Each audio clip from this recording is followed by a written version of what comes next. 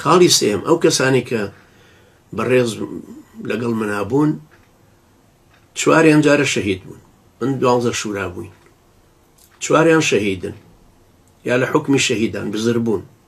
نازانین ینی کاک قودس کاک عەبدولحەمید خوای گەورە مەحفوظیان کە ئەگەر مابن و خوای گەورەش فەزحیان کە ئەو تاغوتانی کەوایان لێ کردوون، ئەم برا بەڕێزانەشمان سەر هەڵدەنەوە بزانین لە کوێن.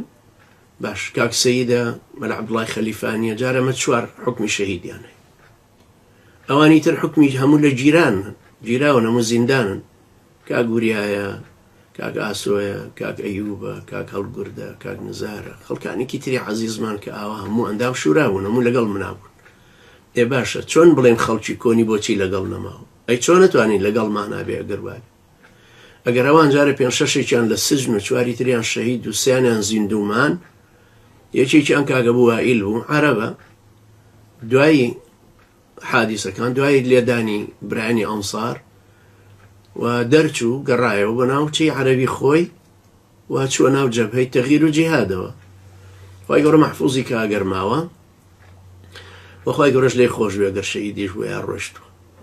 پاشان دوو برای تر ماوەتەوە لە ئەندام شوراکان، دوو برا ماونەتەوە. ئێ دوو براکان من ئاگام لێیان و مەرجیش نییە بیڵێم کە لە کوێن. خواش مەحفوظی خوای گەورەش مەحفوظیان کە لە هەر وڵاتێک بکەن، لە هەر جێگا و ڕێگایەک هەن. کەوا بوو ئەمە قسەیەکی زۆر باتڵە، تۆ پێم بڵێ ئەی بۆ کۆنەکانی لەگەڵ نەماوە. ئێ باشە کۆنەکانیشم لەگەڵ مابێ هیچ مەجبور نیم ئێستا بیان خەمە ڕوو بۆی زەربەیەکی ترمان بەرنەکەوێت و ئەوانیش نەکوژرێن و نەفەوتێن.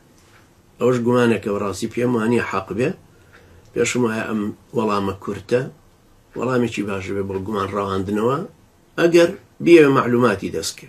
ئەمە ئەگەر بیەوێ هەر لەسەر گومانەکە بەردەوام بێ، ئەو احترازی لە وجودی من هەیە کەوا بوو وجودی من بۆ خۆی ئەو پێی ئیزعاجە. ئەوەش بەڕاستی نەفسیەتی